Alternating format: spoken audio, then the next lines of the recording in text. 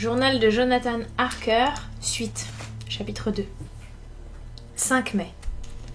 Sans doute m'étais-je endormi, sinon comment aurais-je pu ne pas être frappé par le spectre qu'offrait ce vieux château. Dans la nuit, la cour paraissait grande, et comme en outre plusieurs passages obscurs partaient de là et conduisaient sous de grandes arches, cette cour paraissait peut-être encore plus grande qu'elle n'était en réalité. Je ne l'ai pas encore vue pendant la journée. La calèche s'arrêta, le cocher en descendit, puis me tendit la main pour m'aider à descendre à mon tour. De nouveau, je ne pus m'empêcher de sentir sa force prodigieuse. Sa main ressemblait à un étau d'acier, qui, s'il l'avait voulu, aurait bel et bien écrasé la mienne. Il prit ensuite mes bagages, les posa à terre, près de moi, qui me trouvait près d'une grande porte ancienne, toute cloutée de caboches de fer. L'embrasure était de pierre massive. Malgré l'obscurité, je remarquai que la pierre était sculptée, mais que le temps et les intempéries avaient considérablement usé ces sculptures. Le cocher remonta sur son siège, agita des rênes, les chevaux repartirent et la voiture disparut sous un des passages obscurs. Je restai là, ne sachant que faire. Pas de cloche pour sonner, pas de marteau pour frapper, et il n'était pas vraisemblable que l'on eût pu entendre ma voix de l'autre côté de ces murs épais et de ces fenêtres noires. J'attendis de longs moments qui me semblèrent sans fin, sentis revenir toutes mes appréhensions, toutes mes angoisses. Où donc étais-je venu et devant quels gens allais-je me trouver? Dans quelle sinistre aventure m'étais-je engagé? Était-ce un incident ordinaire dans la vie d'un clerc de Solicitor qui arrivait ici pour expliquer l'achat d'une propriété sise près de Londres? Clerc de Solicitor, voilà qui n'aurait pas plu à Mina. Solicitor, plutôt, car quelques heures à peine avant de quitter Londres, j'en ai été informé, j'avais réussi mes examens. J'ai donc le titre de Solicitor. Je me mis à frotter les yeux, à me pincer un peu partout pour m'assurer que j'étais bien éveillée. Car je croyais au contraire faire un horrible cauchemar. Je me disais que j'allais bientôt rouvrir les yeux pour constater que j'étais chez moi, que l'aurore éclairait peu à peu mes fenêtres. Ce n'aurait pas été ma première nuit de sommeil agité après une journée de travail excessif. Mais non. J'avais mal partout où je me pinçais et mes yeux ne me trompaient point. J'étais parfaitement éveillée et me trouvais dans les Carpates. Je n'avais qu'une chose à faire, patienter, attendre le matin. J'en étais arrivée à cette conclusion lorsque j'entendis un pas lourd approcher derrière la grande porte. En même temps, je vis par une fente un rai de lumière, puis ce fut le bruit de chaînes qu'on détachait et de gros verrous qu'on tirait. On mit quelques instants à tirer une clé dans la serrure, sans doute celle-ci n'avait-elle plus servi depuis longtemps, et la grande porte s'entr'ouvrit. Devant moi se tenait un grand vieillard, rasé de frais, si l'on accepte sa longue moustache blanche, et vêtu du noir des pieds à la tête, complètement de noir, sans la moindre tache de couleur nulle part. Il tenait à la main une ancienne lampe d'argent, dont la flamme brûlait sans être abritée d'aucun verre, vacillant dans le courant d'air et projetant de longues ombres tremblotantes autour d'elle. D'un geste poli de la main droite, l'homme me pria d'entrer et me dit, en un anglais excellent mais sur un ton bizarre, « Soyez le bienvenu chez moi. Entrez de votre plein gré. » Il n'avança pas, il restait là, semblable à une statue, comme si le premier geste qu'il avait eu pour m'accueillir l'avait pétrifié. Pourtant, à peine avais-je franchi le seuil qu'il vint vers moi, se précipitant presque, et de sa main tendue saisit la mienne avec une force qui me fit frémir de douleur, d'autant plus que cette main était aussi froide que la glace. Elle ressemblait davantage à la main d'un mort qu'à celle d'un vivant. Il répéta « Soyez le bienvenu chez moi. Entrez de votre plein gré, entrez sans crainte, et laissez ici un peu du bonheur que vous apportez. » La force de sa poignée de main, en outre, me rappelait à tel point celle du cocher, dont à aucun moment je n'avais vu le visage, que je me demandais alors si ce n'était pas encore au cocher que j'étais en train de parler. Je voulus m'en assurer. « Comte Dracula ?» fis-je. En s'inclinant courtoisement, il répondit « Oui, c'est moi, le comte Dracula, et je vous souhaite la bienvenue dans ma maison, monsieur Harker. Entrez, entrez, la nuit est froide. Vous avez certainement besoin de vous reposer et aussi de manger quelque chose. » Tout en parlant, il posa la lampe sur une console fixée au mur, et descendant le seuil, il alla prendre mes bagages avant que j'eusse pu l'en prévenir. Il les avait mis dans le corridor. J'ouvris la bouche pour protester, mais aussitôt il m'imposa le silence. « Non, monsieur, vous êtes mon invité, il est tard, tous mes domestiques sont couchés, permettez-moi de vous conduire moi-même à votre appartement. » Il insista, voulant à tout prix porter mes valises. Il traversa le corridor, prit un grand escalier en colimaçon, puis un autre couloir, sur le pavé duquel chacun de nos pas résonnait longuement.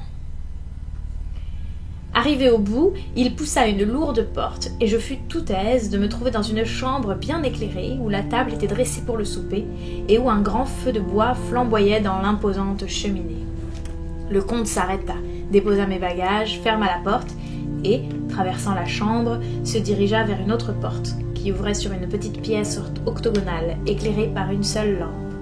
Je n'y vis aucune fenêtre. Passant par cette pièce, mon hôte alla vers une autre porte encore, la poussa, m'invita d'un geste à franchir ce nouveau seuil. Ah, l'agréable spectacle! C'était une vaste chambre à coucher, bien éclairée, chauffée elle aussi par un grand feu de bois. Visiblement on venait de l'allumer, mais il ronflait déjà dans la haute cheminée. Ce fut encore le comte lui-même qui apporta mes valises dans cette chambre, puis il se retira et me dit, au moment de refermer la porte, « Vous désirez certainement, après ce voyage, vous reposer un peu et changer de vêtements. J'espère que vous trouverez ici tout ce dont vous avez besoin. Lorsque vous serez prêt, revenez dans l'autre chambre. Votre souper vous y attend. » La lumière et la bonne chaleur, la courtoisie du comte aussi, tout cela semblait avoir mis fin à mes angoisses. Rassurée, je m'aperçus tout à coup que j'étais à demi-mort de faim. Je fis rapidement ma toilette et retournai dans l'autre chambre, comme m'y avait invité le comte. Le repas était déjà servi. Mon hôte, appuyé à l'un des côtés de la cheminée, me désigna la table d'un geste aimable. « Je vous en prie, dit-il, prenez place, soupez à votre aise. Je vous m'excuserai, j'espère, si je ne partage pas votre repas, mais ayant dîné, je ne pourrai point souper. » Je lui tendis la lettre scellée que M. Hawkins m'avait remise pour lui. Il l'ouvrit et la lut d'un air grave, puis, avec un charmant sourire, il me la donna pour que je la lise à mon tour. Un passage au moins de cette lettre me combla de joie. « Je regrette vraiment qu'une nouvelle attaque de goutte m'empêche de voyager en ce moment, et m'empêchera pendant un bon bout de temps, je le crains. Néanmoins, je suis heureux de pouvoir vous envoyer à ma place quelqu'un en qui j'ai une entière confiance. Ce jeune homme est plein d'énergie. Il connaît parfaitement son métier. Je le répète, on peut avoir confiance en lui. Il est la discrétion même, et je pourrais presque dire qu'il a grandi dans mon étude. Pendant son séjour chez vous, il sera à votre disposition à chaque fois que vous le désirerez, et en toute chose, il suivra vos instructions. » Le comte quitta la cheminée pour venir lui-même ôter le couvercle d'un plat, et l'instant d'après, je mangeai un poulet rôti qui était un vrai délice. Ajoutez à cela un peu de fromage, une salade et 2 verres de vieux Tokaï, et vous connaîtrez le menu de mon premier repas au château. Pendant que je soupais, le comte me posa de nombreuses questions sur mon voyage, et je lui racontais, l'un après l'autre, les incidents, pour moi étranges, qui l'avaient marqué.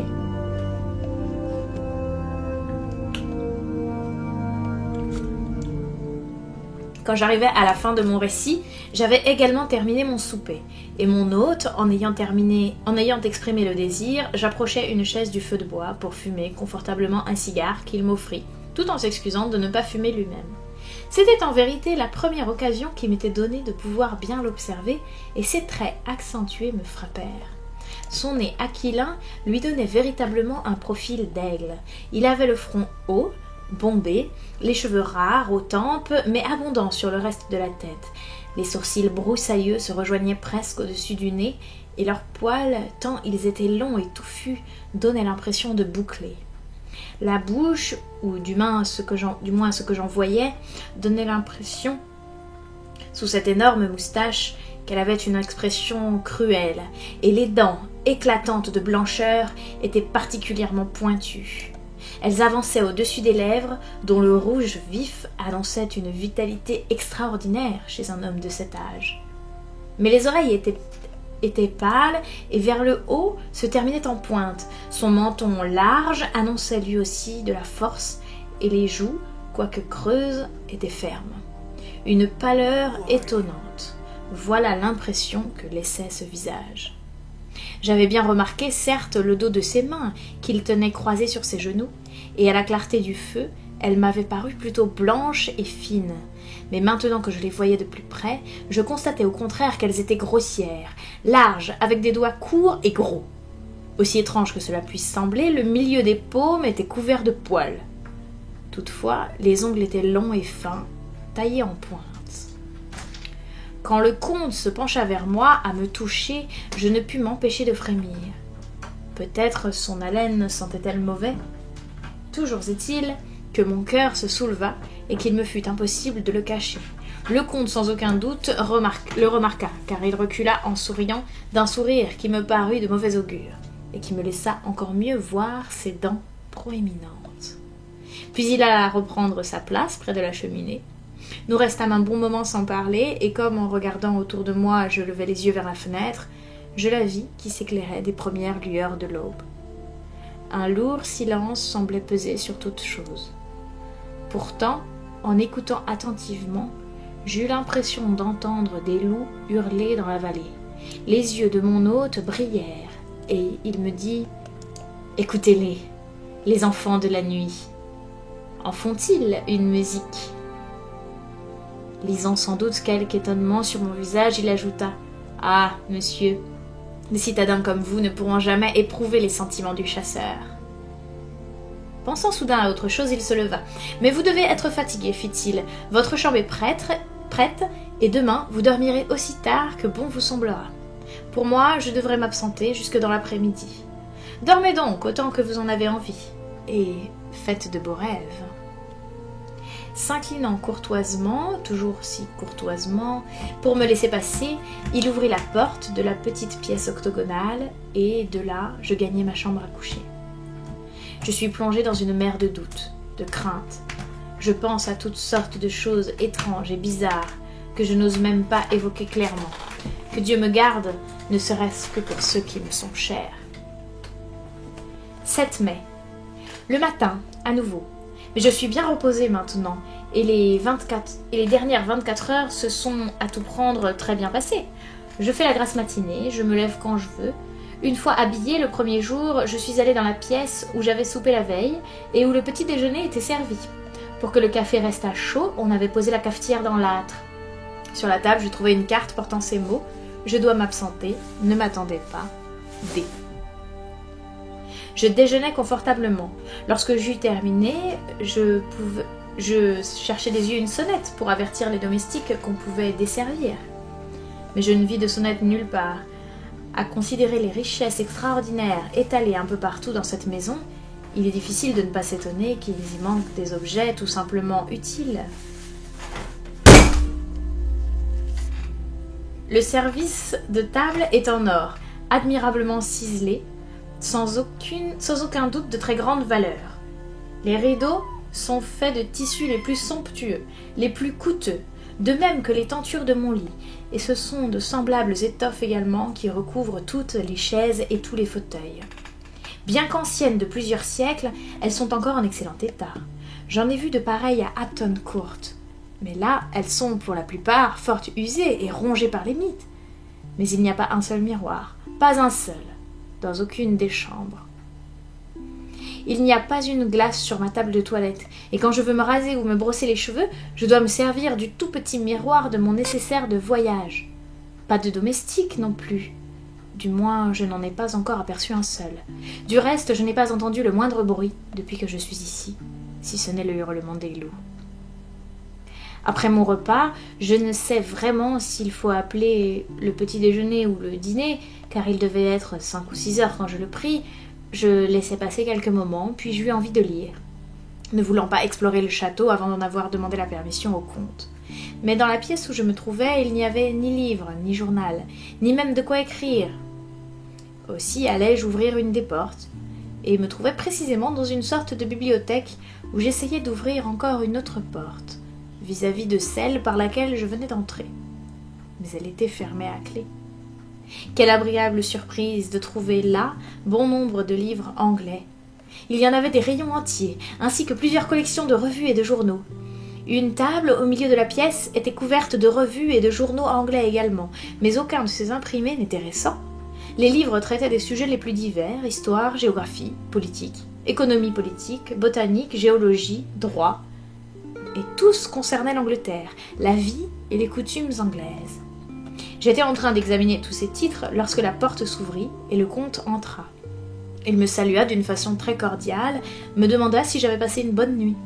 Je suis fort aise que vous soyez venu à la bibliothèque, dit-il, car vous trouverez tout cela fort intéressant, j'en suis sûre. Ces livres, il promenait la main sur le dos des volumes, ont toujours été pour moi de précieux amis, et depuis quelques années, c'est-à-dire depuis que m'est venue l'idée d'aller à Londres, ils m'ont procuré bien des heures de réel plaisir.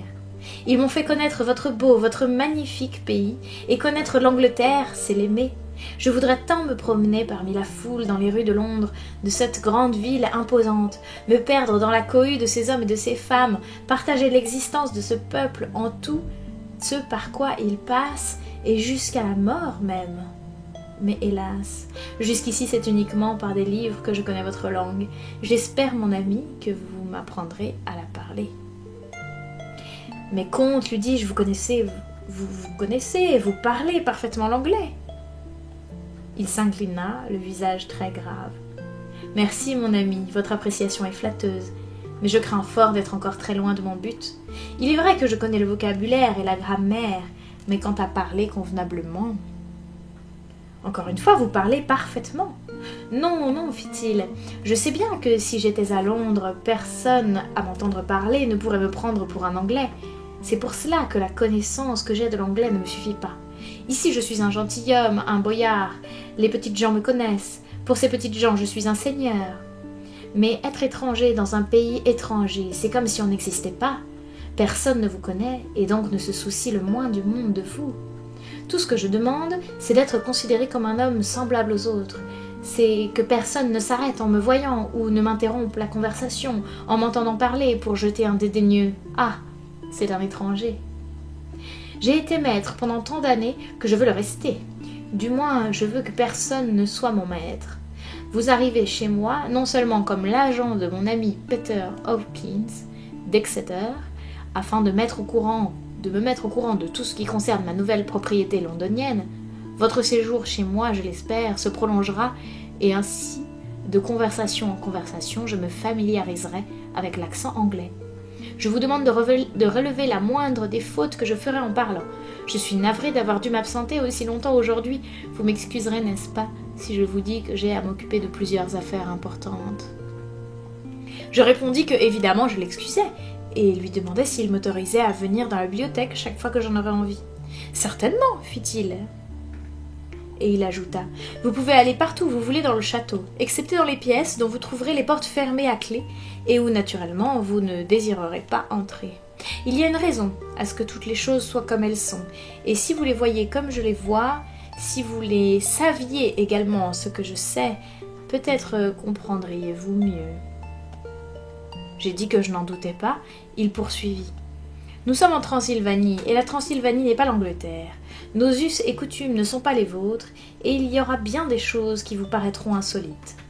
Cela, du reste, ne vous étonnera nullement, si je m'en réfère à ce que vous m'avez dit des incidents de votre voyage. L'allusion fit bondir la conversation. Comme il était évident que le comte désirait parler, ne fût-ce que pour le plaisir de parler, je lui posai maintes questions au sujet de ce que j'avais déjà pu remarquer dans son pays, ou de ce que j'y avais déjà vécu. Parfois, il éludait le sujet ou détournait l'entretien en prétendant qu'il ne comprenait pas ce que je voulais dire. En général, pourtant, il me répondit franchement. Au bout de quelques moments, me sentant plus assurée, je lui parlais de la fameuse nuit où j'étais arrivée au château, et je le priais de m'expliquer, entre autres choses, pourquoi le cocher descendait de la voiture chaque fois qu'il voyait une flamme bleue, et pourquoi il allait vers l'endroit même où elle brillait. Il m'apprit que selon cette croyance populaire, pendant une certaine nuit de l'année, la nuit où les mauvais génies sont supposés être les maîtres du monde, on voit une flamme bleue à chacun des endroits où un trésor est caché sous terre. Sans doute, poursuivit-il, un trésor a-t-il été enterré dans la région que vous avez parcourue l'autre nuit, car c'est un pays que se sont disputés pendant des siècles les Valaques, les Saxons et les Turcs. Vraiment, il n'y a pas un morceau du sol qui n'ait été enrichi du sang de tous ces hommes, patriotes ou envahisseurs. Ce fut une époque extraordinaire. Les hordes autrichiennes et hongroises nous menaçaient, et nos ancêtres allaient bravement à leur rencontre. Les femmes comme les hommes, les enfants comme les vieillards, tous attendaient l'ennemi, perchés au sommet des rochers, et là ils provoquaient d'artificielles avalanches qui engloutissaient l'envahisseur. Quand, malgré tout, l'ennemi victorieux parvenait à passer, il ne trouvait à peu près plus rien dans le pays, car tous les habitants avaient enfoui dans la terre tout ce qu'ils possédaient. Mais demandai-je, comment se fait-il que ces biens soient restés cachés aussi longtemps, alors que les petites flammes bleues indiquent l'endroit où elles se trouvent à tout homme qui veut seulement prendre la peine de regarder? Le comte eut un sourire qui découvrit ses gencives et ses longues dents pointues. « Ah, fit-il, c'est que votre homme est tout ensemble un imbécile et un poltron. Les flammes n'apparaissent, je vous l'ai dit, que pendant une seule nuit de l'année, une nuit seulement. Et cette nuit-là, il n'y a pas un homme de ce pays qui voudrait mettre le nez dehors, à moins d'y être obligé. Et, cher monsieur, croyez-moi, s'il sortait de chez lui, alors il ne saurait que faire, cet homme dont vous me parlez, et qui aurait marqué l'endroit de chaque flamme, eh bien, il lui serait impossible de retrouver ensuite les repères qu'il aurait posés. Vous non plus, je le jurerais, vous ne retrouveriez pas les endroits où vous avez vu ces flammes. » « C'est vrai, répliquai-je, pas plus que je ne pourrais retrouver un mort si je me mettais à sa recherche. » Et nous parlâmes d'autre chose. « Allons, dit-il finalement, donnez-moi des nouvelles de Londres, et tous les détails qu'il vous sera possible au sujet de la maison que vous avez achetée pour moi. » Je le priai de bien vouloir excuser ma négligence et sortis pour aller chercher les papiers dans ma chambre. Pendant que je les mettais en ordre, j'entendis un cliquetis de porcelaine et d'argenterie dans la pièce voisine, et quand j'y repassais, je remarquai qu'on avait desservi la table, allumé la lampe, car il faisait presque nuit. Dans la bibliothèque, ainsi, les lampes étaient allumées également, et je trouvai le comte étendu sur le sofa en train de lire. Parmi tant d'autres livres qu'il avait choisis, le guide anglais de Bradshaw. Mais l'abandonnant, il se leva aussitôt pour venir ôter les volumes et les journaux qui encombraient la table, et nous nous mîmes à examiner ensemble les plans et les chiffres. Chaque détail vraiment l'intéressait. Il me posa des questions sans fin sur la maison, l'endroit où elle était située, et sur les lieux environnants. Ce dernier point, sans aucun doute, il l'avait déjà étudié minutieusement, car je m'aperçus qu'il en savait déjà beaucoup plus que moi, et je ne manquais pas d'ailleurs de le lui faire remarquer. « Mais mon ami, fit-il alors, cela n'est-il pas nécessaire pour moi? Quand j'irai là-bas, je serai seul, et mon cher Harker Jonathan, oh pardonnez-moi, nous avons l'habitude dans ce pays de mettre les noms de famille avant le prénom. Mon cher Jonathan Harker ne sera pas près de moi pour m'aider de ses conseils et de ses connaissances. Non, pendant ce temps, à des milles de là, à Exeter, il s'occupera d'affaires notariales avec mon autre ami, Peter Hawkins. Alors... » Lorsqu'il eut pris connaissance de tous les détails concernant l'achat du domaine de Purfleet, qu'il eut signé les pièces nécessaires et écrit une lettre à envoyer par le même courrier à M. Hawkins, il voulut savoir comment j'avais découvert cette agréable demeure. Aurais-je pu mieux faire que de lui lire les notes que j'avais prises alors et que je transcris ici? En suivant un chemin qui s'écarte de la grande route à Purfleet, j'arrivai devant une propriété qui me parut pouvoir convenir à notre client. Une vieille affiche presque en morceaux annonçait que cette propriété était à vendre. Elle était entourée de vieux murs construits en grosses pierres et qui visiblement n'ont plus été remis en état depuis des années. Les portes fermées sont faites de vieux chênes massifs et les ferrures sont rongées de rouille. Le domaine s'appelle Carfax, nom qui vient probablement de la vieille expression « quatre faces », puisque la maison a 4 côtés correspondant aux 4 points cardinaux. La superficie est d'environ 20 acres et la propriété est entièrement entourée, je l'ai dit, de gros murs de pierre. Les arbres sont si nombreux qu'ils s'assombrissent par endroits. L'étang profond doit être alimenté par plusieurs sources, car l'eau est claire et elle s'écoule plus loin en un ruisseau assez large. La maison est très grande et date assurément du Moyen-Âge. Une partie, en effet, est de pierre fort épaisse, et les rares fenêtres qu'on y voit sont haut placées, défendues par de lourds barreaux de fer. Peut-être était-ce autrefois un donjon, en tout cas une chapelle y attenante. N'ayant pas la clé de la porte qui permet de passer de la maison dans cette annexe, je n'ai pu y entrer, mais je l'ai photographiée sous plusieurs angles. La demeure proprement dite a été bâtie plus tard, et je ne pourrais en apprécier la dimension qui est considérable. C'est tout ce que je puis en dire. Il n'existe que quelques maisons dans les environs, dont une très grande, plutôt récente, qui est devenue un hospice pour aliénés. Celui-ci, cependant, n'est pas visible du domaine de Carfax. Lorsque j'eus terminé, le comte tint à m'expliquer à quel point la nouvelle demeure le satisfaisait. « Qu'elle soit vaste et ancienne, cela me ravit, dit-il. J'appartiens moi-même à une très ancienne famille, et je mourrais bientôt s'il me fallait vivre dans une maison neuve. Ce n'est pas en un jour qu'une maison devient habitable, et après tout, il faut beaucoup de jours, n'est-ce pas, pour faire un siècle. Je suis très content également de savoir qu'il y a une chapelle, parce qu'il ne nous est pas du tout agréable à nous, gentilshommes de Transylvanie, de penser que nos ossements pourraient être mêlés à ceux de gens qui nous sont inférieurs. En ce qui me concerne, je ne recherche plus ni la gaieté ni la joie. Je n'attends plus le bonheur que donne aux jeunes gens une journée de grand soleil et le scintillement des eaux. C'est que je ne suis plus tout jeune. Mon cœur, qui a passé de longues années à pleurer les morts, ne se sent plus attiré par le plaisir. D'autre part, les murs de mon château tombent en ruine, les ombres le traversent, en grand nombre, et les vents y soufflent de partout. J'aime les ombres et tout ce qui est obscur. Rien ne me plaît autant que d'être seule avec mes pensées. Ces paroles semblaient contredire l'expression de son visage, ou bien étaient-ce ses traits qui donnaient à son sourire un je ne sais quoi de méchant et de sombre. Bientôt il s'excusa de devoir me quitter et me demanda de rassembler les papiers. Comme il ne revenait pas, je me mis à parcourir un livre, puis un autre. Mes yeux tombèrent sur un atlas ouvert bien entendu à la carte de l'Angleterre, et visiblement cette carte avait été consultée de très nombreuses fois. Je vis même qu'elle était marquée en plusieurs petits cercles. Les examinant mieux, je constatai que l'un de ceux-ci était tracé à l'est de Londres, là même où était situé le nouveau domaine du comte. Deux autres cercles indiquaient l'emplacement d'Exeter et celui de Whitby, sur la côte du Yorkshire. 1 heure s'était écoulée quand le comte réapparut. « Ah !» fit-il, « toujours à lire ? À la bonne heure. Mais vous savez qu'il ne faut pas travailler tout le temps. Venez, on vient de m'avertir que votre souper est prêt. » Il me prit le bras et nous passâmes dans la chambre voisine où, en effet, un souper délicieux était servi. Une fois encore, le comte s'excusa, il avait dîné dehors.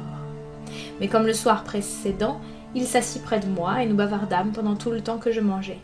Lorsque j'eus terminé, je fumais, toujours comme le soir précédent, tandis qu'il ne cessait de me poser question sur question.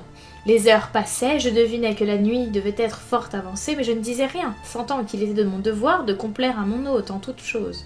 Je n'avais nullement envie de dormir, mon long repos de la veille m'ayant complètement remis de la fatigue du voyage. Pourtant j'éprouvais ce frisson que tout le monde ressent, peu avant l'aube, laquelle n'est pas sans rappeler une marée nouvelle. On dit que les moribonds rendent souvent le dernier soupir à la naissance du jour ou à la marée changeante. Tous ceux qui ont vécu cet instant où l'on passe de la nuit au jour me comprendront aisément. Soudain, nous entendîmes le chant d'un coq déchirer l'air d'une façon presque surnaturelle. Le comte Dracula se leva d'un bond et s'écria « Quoi ? Le matin déjà ? Encore une fois, pardonnez-moi de vous avoir obligé à veiller si longtemps. Désormais, quand vous me parlerez de l'Angleterre, mon nouveau pays, qui m'est déjà si cher, essayez de rendre vos propos moins intéressants, afin que je n'oublie plus le temps qui passe. » En s'inclinant devant moi, il sortit d'un pas rapide. Je gagnai ma chambre où j'écartai les rideaux, mais je ne vis rien qui me paraisse intéressant de signaler ici. Ma fenêtre avait vue sur la cour et je remarquai seulement que le gris du ciel s'éclairait peu à peu. Aussi, après avoir refermé les rideaux, me suis-je mis à écrire ces pages. 8 mai. En commençant ce journal, je craignais d'être diffus, mais à présent je suis heureux de m'être, dès le début, arrêté sur chaque détail, car ce château, ainsi que tout ce que l'on y voit et tout ce qui s'y passe, est si étrange que je ne puis m'empêcher de m'y sentir mal à l'aise. Je voudrais en sortir sain et sauf, ou n'y être jamais venu. Il se peut que veiller ainsi chaque nuit mette mes nerfs à rude épreuve. Et encore, s'il n'y avait que cela, peut-être supporterais-je cette existence, si au moins je pouvais parler à quelqu'un. Mais voilà, il n'y a absolument personne à part le comte.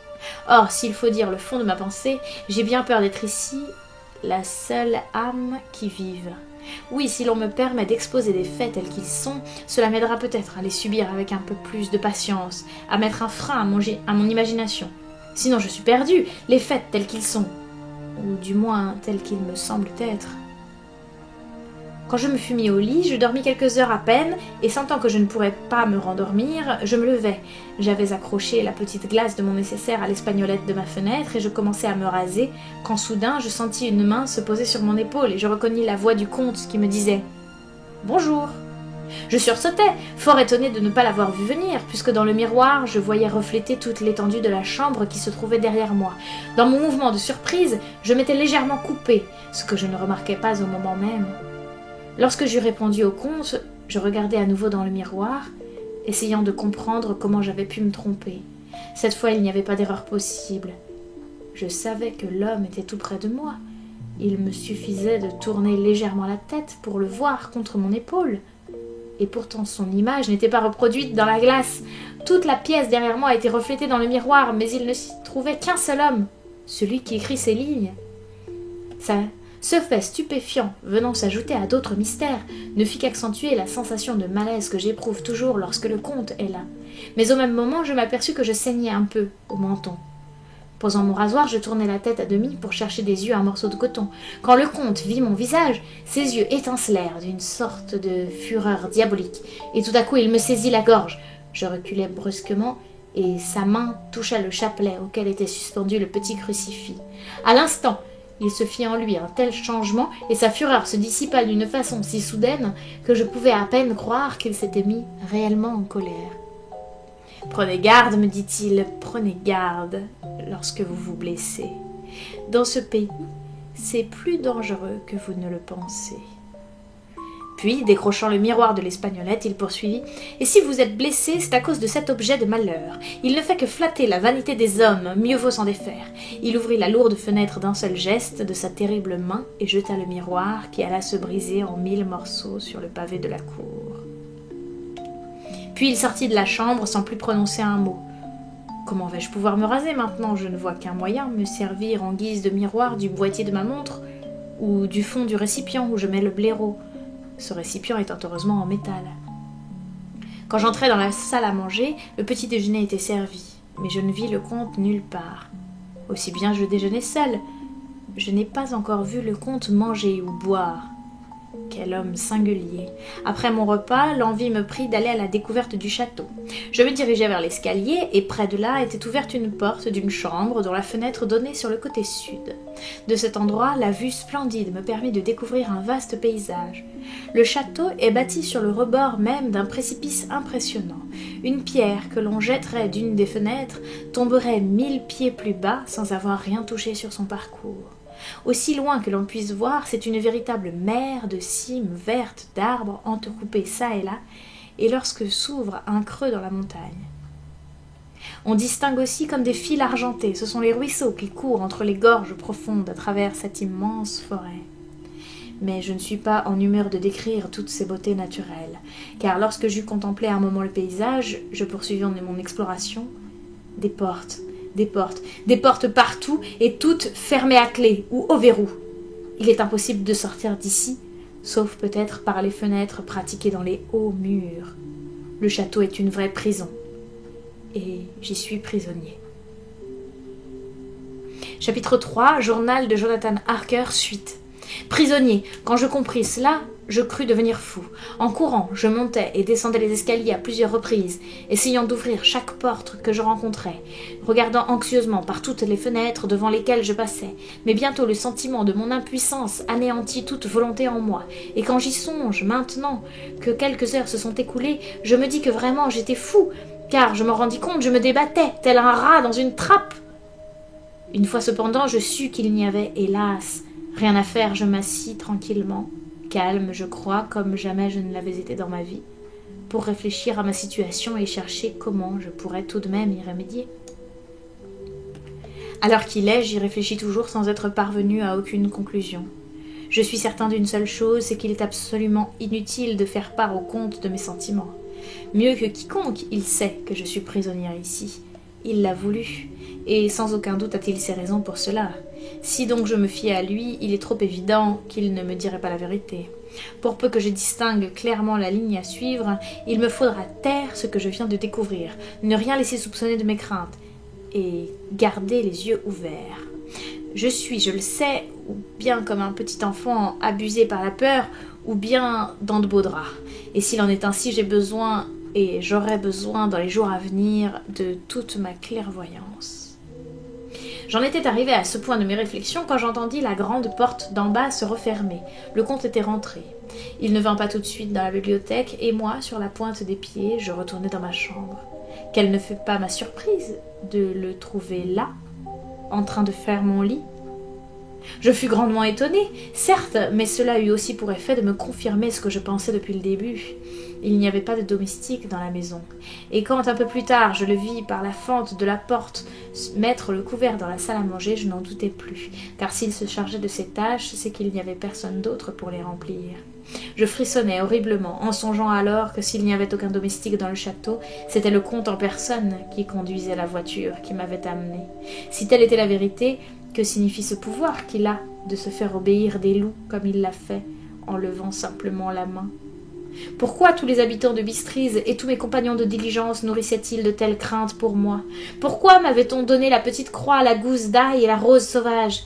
Bénie soit la brave femme qui m'a mis ce crucifix au cou, car je me sens plus fort et plus courageux chaque fois que je le touche. Je m'étonne qu'un objet que l'on m'a depuis toujours appris à considérer comme inutile et de pure superstition puisse m'être de quelque secours dans la solitude et la détresse. Ce petit crucifix possède-t-il une vertu intrinsèque, ou bien n'est-ce qu'un moyen de raviver des chers souvenirs? Un jour, je l'espère, j'examinerai la question et j'essaierai de me faire une opinion. En attendant, je dois chercher à me renseigner autant que possible au sujet du comte Dracula. Cela m'aidera peut-être à mieux comprendre ce qui se passe. Et peut-être ce soir parlera-t-il spontanément, si un mot de ma part fait dévier la conversation en ce sens. Toutefois, je le répète, il me faudra être très prudent afin qu'il ne se doute pas de mes appréhensions. Minuit. J'ai eu un long entretien avec le comte. Je lui ai posé quelques questions sur l'histoire de la Transylvanie et il s'animait en me répondant. Le sujet semble lui plaire, tandis qu'il parlait des choses et des gens, et surtout quand il parlait des batailles, on eût dit qu'il avait assisté à toutes les scènes qu'il me décrivait. Cette attitude, il me l'expliqua en disant que pour un boyard, la gloire de sa famille et de son nom, c'est son orgueil personnel, et que leur honneur est son honneur, et leur destin, son destin. Chaque fois qu'il parlait de sa famille, il disait « nous », et presque toujours employait le pluriel, ainsi que font les rois. Je voudrais pouvoir reproduire ici exactement tout ce qu'il m'a raconté, car pour moi ce fut proprement fascinant.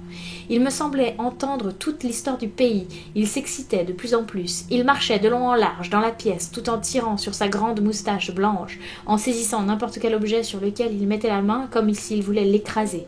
Je vais essayer de transcrire une partie de ce qu'il m'a dit, car on peut y retrouver d'une certaine façon l'histoire de sa lignée.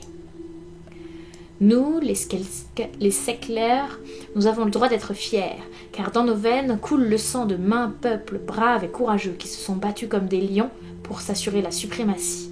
Dans ce pays où tourbillonnent différentes races européennes, les guerriers venus d'Islande ont apporté cet esprit belliqueux que leur avaient insufflé Thor et Odin, et ont déployé une telle furie sur tous les rivages de l'Europe certes, mais aussi de l'Asie et de l'Afrique, que les gens se croyaient envahis par des loups.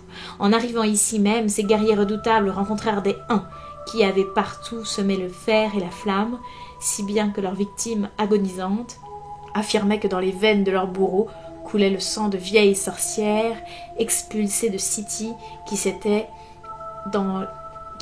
accouplées dans le désert aux démons. Les imbéciles, quelle sorcière, quel démon fut jamais aussi puissant qu'Attila, dont le sang coule dans nos veines, s'écria-t-il en relevant ses manches afin de montrer ses bras. Dès lors, faut-il s'étonner que nous soyons une race conquérante et fière, que lorsque les Magyars, les Lombards, les Avars ou les Turcs tentèrent de passer nos frontières par milliers, nous sûmes toujours les repousser. Est-ce si étonnant que lorsque Arpad et ses légions voulurent envahir la mer Patrique, ils nous ont trouvés sur la frontière? Puis, quand les Hongrois se portèrent vers l'est, les Magyars, victorieux, firent alliance avec les Skelzer, et c'est à nous, désormais, que fut confiée pendant des siècles la garde de la frontière turque.